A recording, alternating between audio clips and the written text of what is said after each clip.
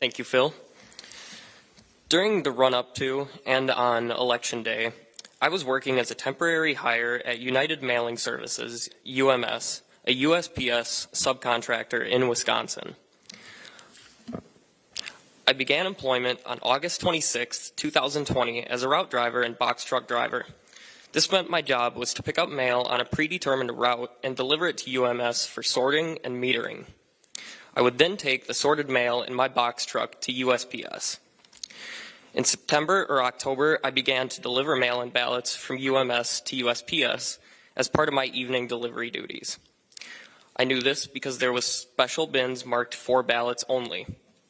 On one occasion, I forgot to retrieve the ballots for transportation and had to go back for them. After that, I always made sure to check that I had the ballot bins loaded for transport. On November 2nd, 2020, I noticed that there was only one ballot in the bin for delivery to USPS. And on November 3rd, Election Day, there were no ballots in the bin for delivery. One can imagine my surprise then when the next day, November 4th, I was asked by a senior USPS employee named Monte if I had forgotten any ballots the night before.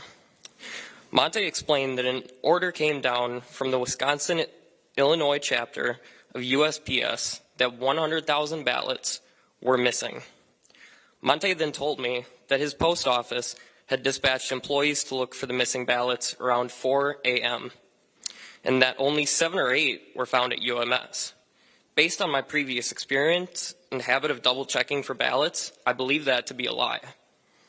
The following day, November 5th, 2020, I had a conversation with a different USPS employee named Rachel, in which she admitted that USPS employees were ordered to backdate ballots that were received too late to be lawfully counted.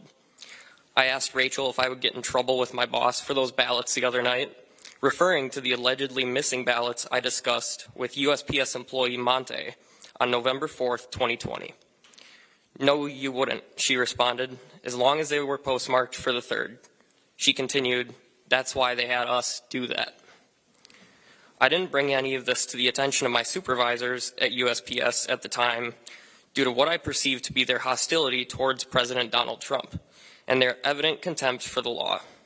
I heard those same 2 post office employees making jokes about taking mail-in ballots for Trump and throwing them away. I'm not a Trump supporter. I'm not a Biden supporter either. In fact, I didn't vote for either of the main candidates. But something profoundly wrong occurred in Wisconsin during the presidential election, and the American people have a right to know about it. Thank you.